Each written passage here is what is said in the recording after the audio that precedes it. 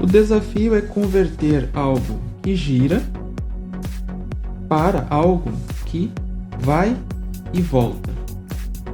Como fazer isso?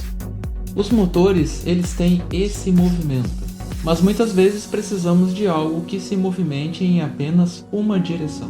Na mecânica e mecanismos nós temos uma técnica chamada conversão circular para linear.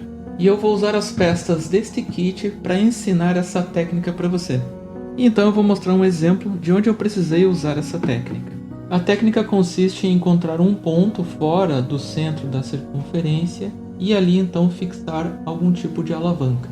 Depois nós precisamos de algum tipo de estrutura que permita essa movimentação de vai e volta.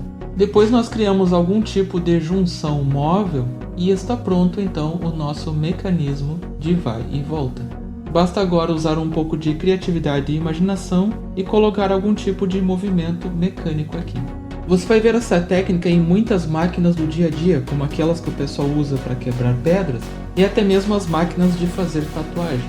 Inclusive eu usei essa técnica para fazer o meu morcego do Halloween bater as suas asas.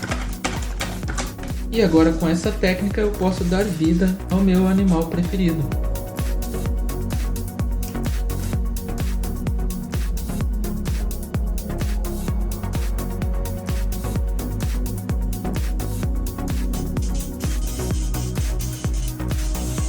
Gostou dessa aula? Curte e compartilhe.